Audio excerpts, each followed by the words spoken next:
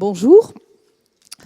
Donc, je suis Cathy Bousquet, je suis responsable de formation et chercheur donc, dans un institut de formation au travail social. Vous avez compris que je fais partie de la branche sociale d'Accessible.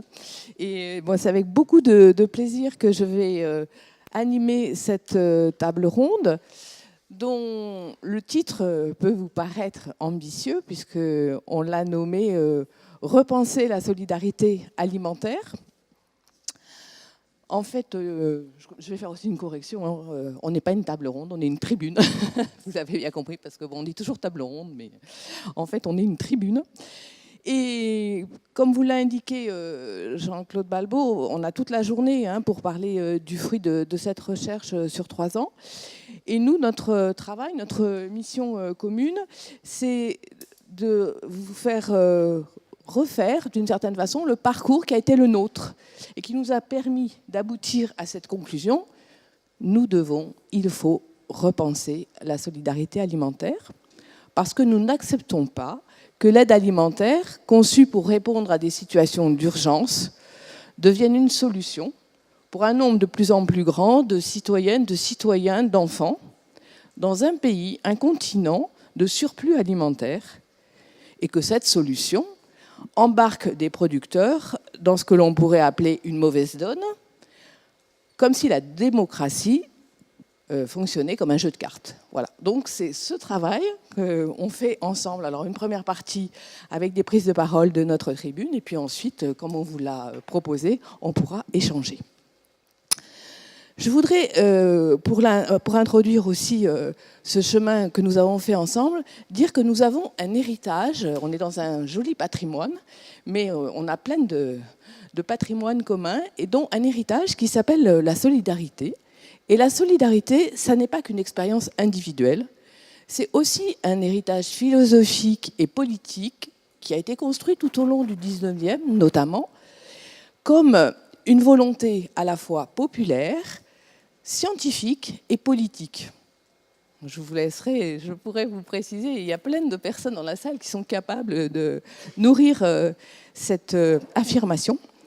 Et que cette volonté collective, ça a été justement de donner une réalité au principe d'égalité citoyenne qui avait été institué, posé avec la Révolution française entre les personnes vivant sur le territoire français. Cette solidarité, qui est ainsi pensée, elle nous sert à marquer, à reconnaître l'interdépendance entre nous, entre les personnes, quels que soient nos héritages, quels que soient nos statuts et nos ressources. Donc cet héritage, eh bien, on le met comme base de notre tribune. En prenant cette dimension politique, elle a permis, la solidarité, de pacifier les rapports sociaux en France. Donc c'est ce qu'on appelle aussi le fruit de la démocratie qui s'installe, et la mise en œuvre de l'État social comme garant, réparateur, consolidateur entre nos héritages, nos différences.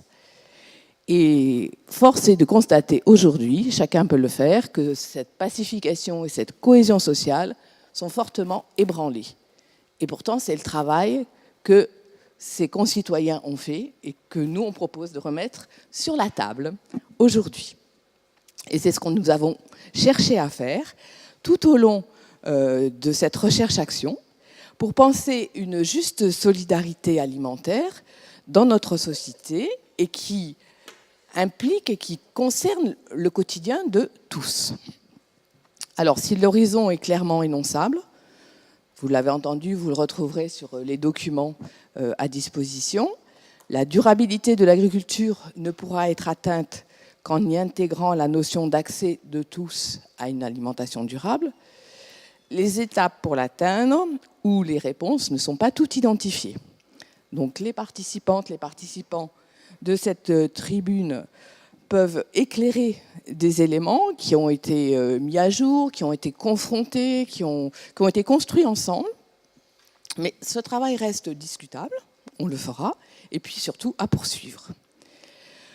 Donc le premier tour de plateau, ça va nous servir à présenter chacune des personnes et dire un peu classiquement d'où elle parle, qu'est-ce qu'elle nous apporte ou qu'est-ce qu'elle a éclairé dans ce travail. Dans les présentations, il faut que je signale que donc il nous manque un participant qui était un élu du territoire de l'Aunis. Donc c'était du nord de La Rochelle, bon, qui est retenu par des obligations. Mais pour vous dire que c'est pas parce qu'il n'y a pas un représentant de notre démocratie, un élu, que cette question n'a pas été abordée. Ils étaient présents, ils sont interpellés et je pense qu'on les retrouvera dans le débat, dans nos exposés. Eh bien, je vais commencer donc par une première intervenante et puis chacune se présentera à son tour. Voilà, ce sera du direct. Alors, c'est Marie, et Marie qui travaille comme maraîchère dans la Drôme, qui est donc tout de suite à ma gauche, et qui a mis à disposition, pour des épiceries sociales, une parcelle de terrain. Voilà, donc à la fois Marie se présente et puis nous explique un peu comment ça marche.